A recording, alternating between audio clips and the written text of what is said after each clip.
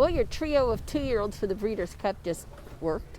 Sort of just, you know. They all work good. I mean, I couldn't ask them to do any better. Still on the fence with Smiley Sobotka. We'll see what the final entries look like. But the other two they're going to go, and they both work as good as the horses can work.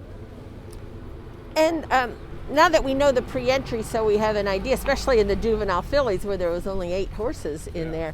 You know, how do you feel about? There's only 8 in the juvenile fillies, but it's a quality group. There's a lot of nice fillies in there, and I mean, I couldn't be happier with what we have going into the race. She's doing great. Joe says she couldn't be doing any better. I'm very pleased with her. And then Sittin On Go, similar form to his filly stablemate. Same thing. They're both doing good with colts.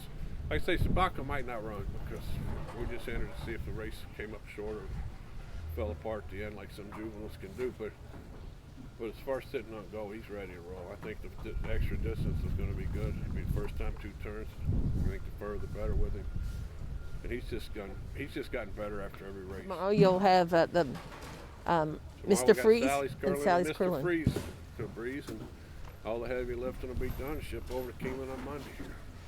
And some thoughts, you know, again, just now that we have the pre-entries, the Dirt Mile has a bunch of horses pre-entered in there, but are the ones that look like we think will be getting in there and going in there. It's a tough race, but you know that's usually one of the tougher races on the card. A mile is probably the toughest distance for a horse to run, but Mr. Freeze doing awfully well.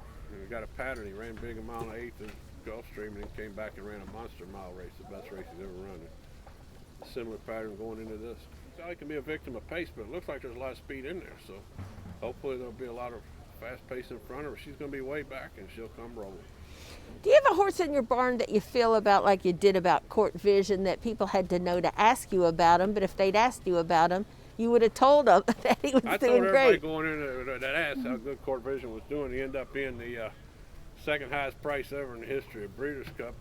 But with this group, I don't think anybody's going to be a huge price, and they're all doing very good. So I don't know. It's been as stress-free Breeders' Cup I've ever had to this point, because all of them are doing so well.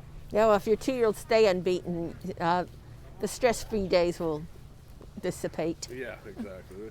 You know, whoever wins the juvenile fillies, juvenile colts is champion. I'd love to have another champion.